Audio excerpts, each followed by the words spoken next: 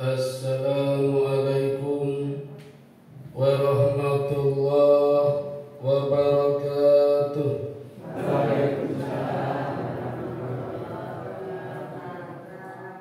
Alhamdulillahilladzi arsala rasulahu bil huda wa dinil haq liyudhhirahu 'alad dini kullih wa kafa billahi syahida. Jamaah sholat isya wa tarawih wal witri Masjid Miftahus Salam yang dirahmati Allah.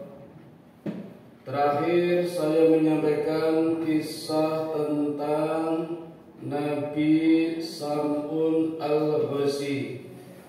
Laras betul? Kasih kalingan ceritanya?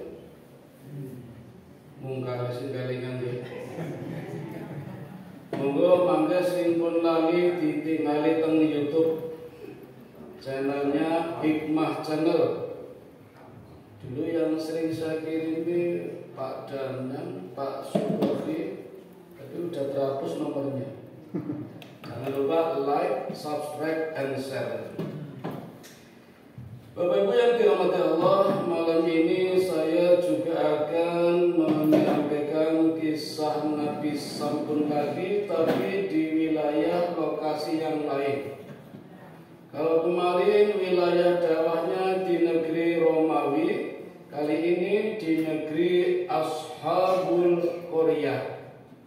Ashabul artinya penduduk, Qaryah artinya negeri yang dibinasakan dan yang dibina oleh Allah Subhanahu wa ta'ala. Jadi Ashabul Qaryah ini Bapak Ibu, menurut ulama salaf adalah negeri yang dibinasakan Allah. Menurut ulama khalaf adalah negeri yang dibina Allah. Kisah ini ada di dalam Al-Quran surat ke-36, surat Yasin ayat 13 sampai dengan 27. Saya bacakan dulu misalnya ayat 13. A'udzu billahi minasyaitonir rajim wadrib lahum mathalan ashabal qaryah idja'al mursalun. Dan buatlah suatu perumpamaan bagi mereka, yaitu penduduk suatu negeri ketika utusan-utusan datang kepada mereka. Di akhir ayat ini Bapak Ibu ada kalimat ketika utusan-utusan datang kepada mereka.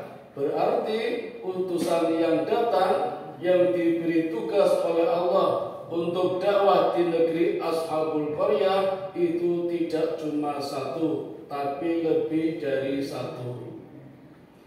Di mana letaknya negeri Ashabul Qaryah? Ilmuwan menemukan tempatnya di sekitar Laut Mediterania atau Laut Tengah. Disebut Laut Tengah karena berada di tengah-tengah antara tiga benua, Asia, Afrika, Eropa. Maka tanahnya sangat subur dan menjadi pusat perdagangan, jalur ekonomi ketika itu. Adapun Ashabul Qaryah Bapak Ibu, di dalamnya meliputi 4 kota. Kota Alexandria, kota Al-Quds, kota Romawi, dan kota Antokia. Nah, kota Antokia ini Bapak Ibu yang menjadi pusat perhatian dakwahnya nabi-nabi yang diutus oleh Allah. Ini menarik Bapak Ibu. Biasanya kalau ada kaum yang ingkar kepada Allah, Allah cukup kirim satu nabi. Misalnya kaum Dzurriyyat Qabil ingkar kepada Allah, Allah kirim satu nabi, yaitu Nabi Nuh. Kaum Ad ingkar kepada Allah, Allah kirim satu nabi, Nabi Hud. Kaum Samud ingkar kepada Allah, Allah kirim satu nabi, namanya Nabi Soleh. Kaum Sodom ingkar kepada Allah, Allah kirim satu nabi, Nabi Lut. kaum Madian ingkar kepada Allah, Allah kirim satu nabi, yaitu Nabi Musa. Dan kaum kafir Quraisy ingkar kepada Allah, Allah kirim satu nabi, Nabi Muhammad sallallahu alaihi wasallam. Ashabul Qaryah ini Bapak Ibu, Allah kirim tidak cuma satu nabi.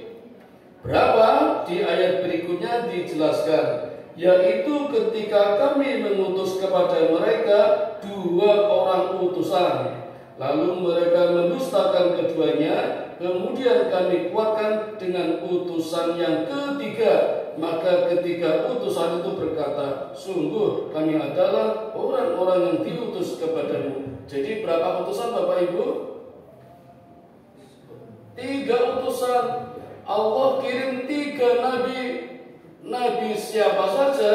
Dalam tafsir Ibnu Katsir, 3 nabi ini bernama Nabi Shodiq, Nabi Masduq, dan Nabi Shalom. Dalam kitab Al-Misbah orangnya sama tapi namanya beda.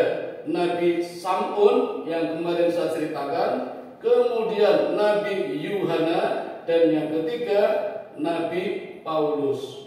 Semuanya adalah muridnya Nabi Isa. Nabi Isa punya murid 12, namanya Hawariyun. Semuanya agamanya Islam.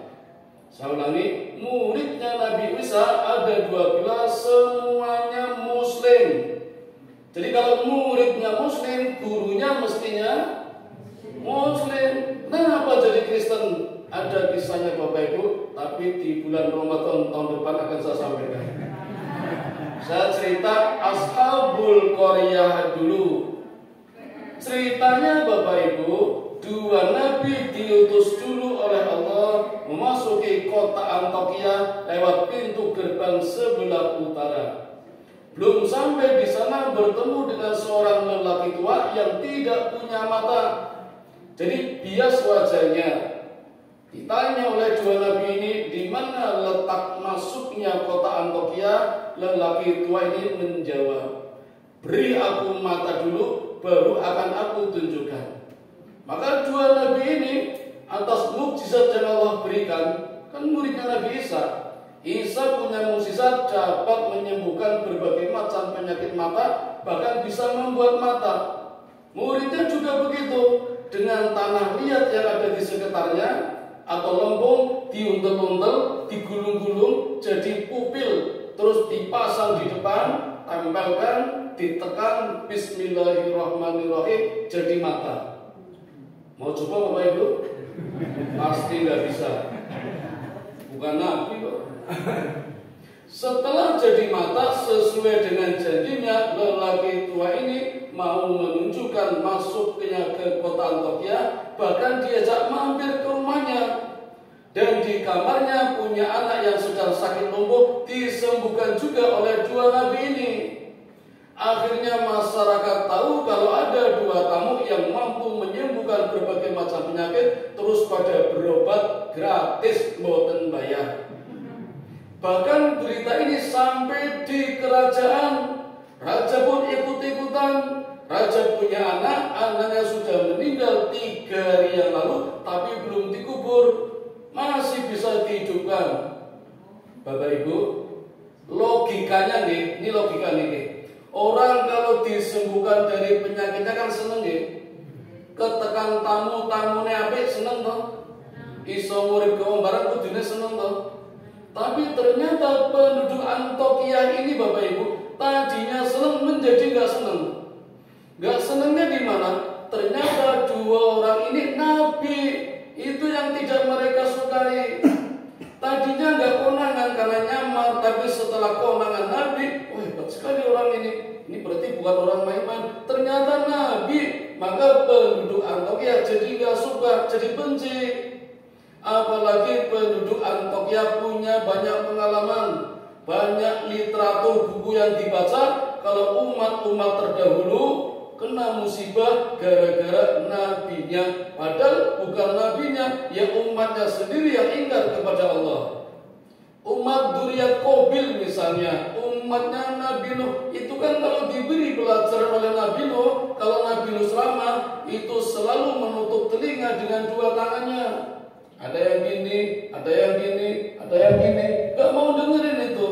Nabi Nuh gak marah, Allah yang marah, hantam dengan banjir badan pertama terbesar di dunia, habis umatnya. Kaum Ad itu kalau diberi pelajaran oleh Nabi Hud, kalau ada pengajian itu juga memasukkan kepalanya di antara dua lututnya dilingkari dengan tangannya. Bisa bayangkan ya? Berasa tak contohkan. Nabi Hud gak marah, Allah yang marah. Kirimkan wedus gembel dengan suhu 6000 derajat dengan kecepatan 600 km per jam, habis semua umatnya. Yang disalahkan Nabi Hud.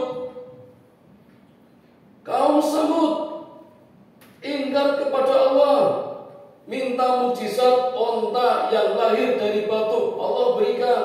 Bahkan ontanya dapat dinikmati, susunya dapat diperas, bahkan bisa diminum seluruh penduduk kota. 70.000 penduduk Bapak Ibu minum susu gratis. Jadi kalau sekarang ada program minum susu gratis, telat. Dulu Nabi Soleh sudah mulai.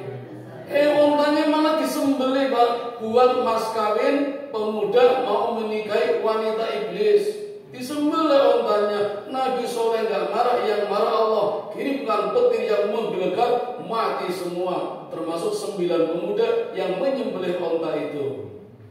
Kaum Sodom di Yordania Bapak Ibu ada 50 kota. Dari 50 kota, 5 kota melakukan pelecehan seksual.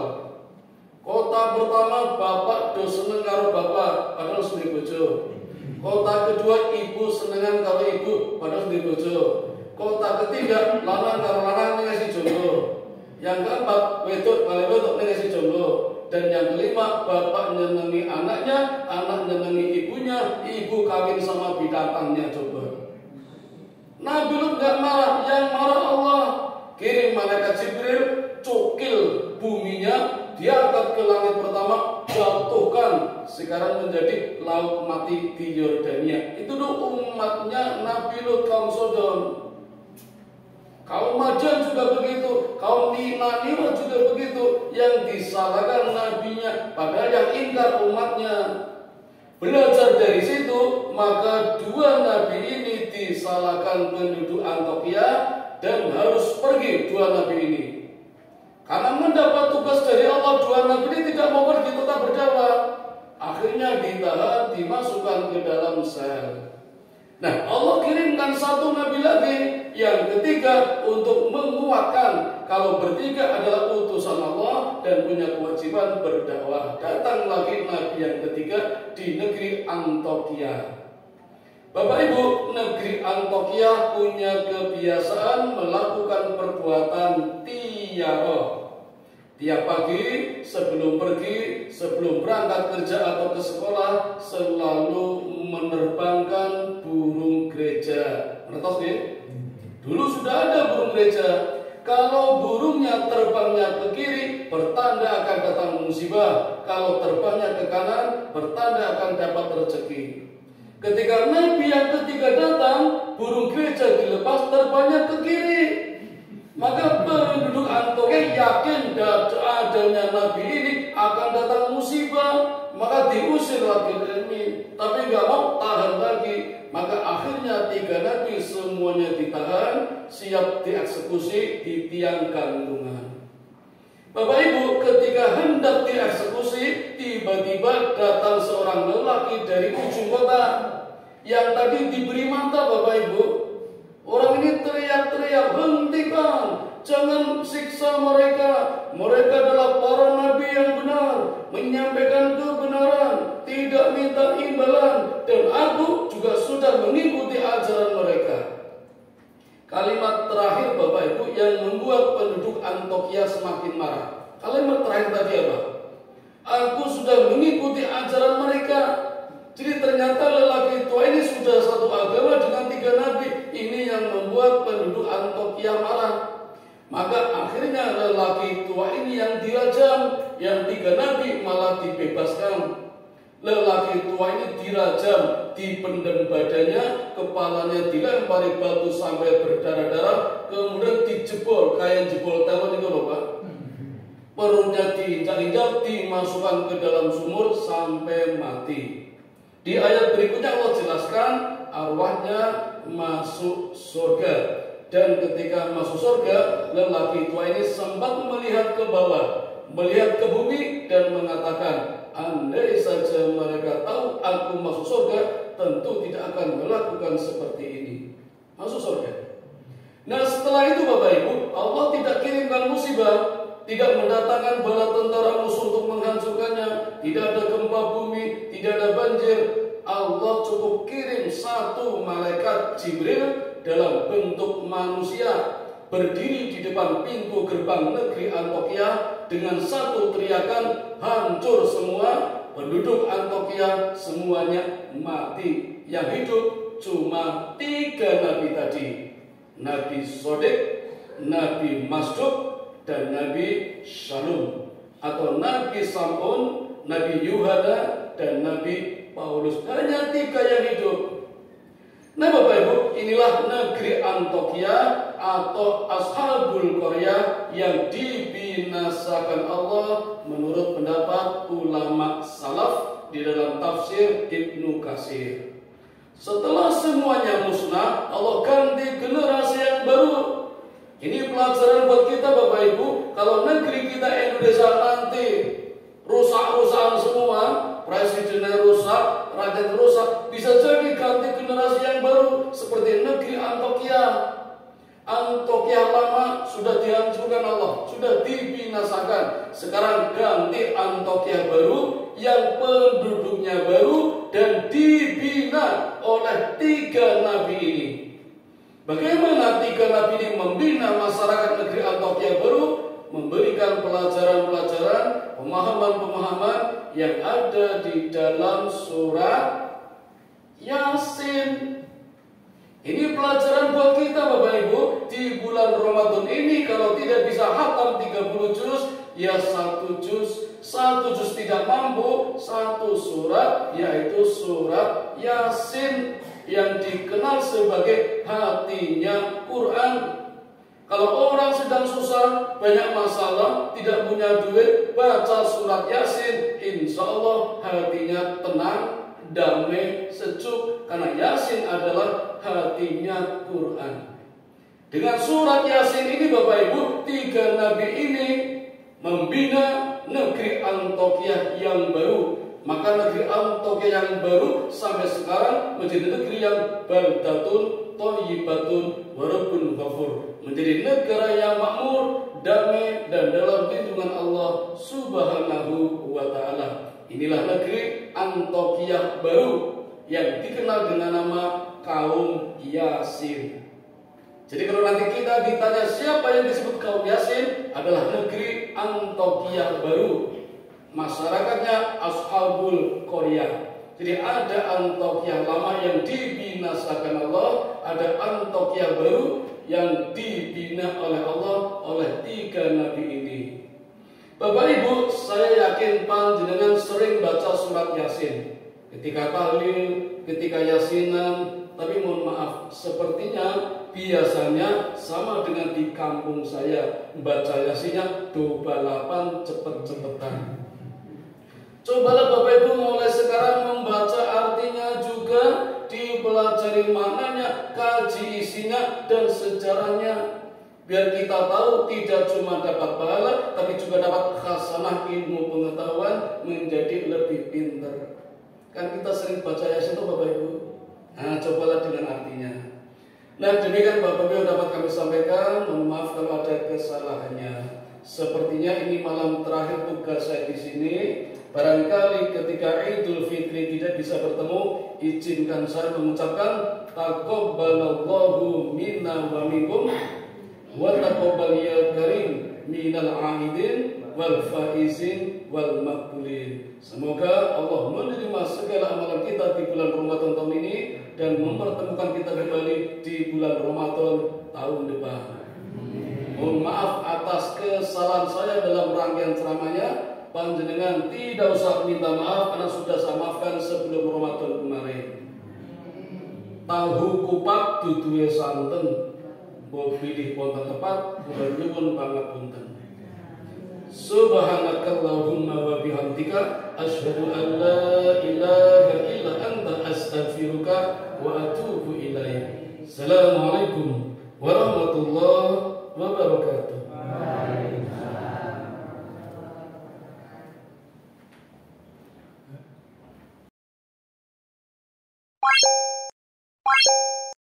Bye.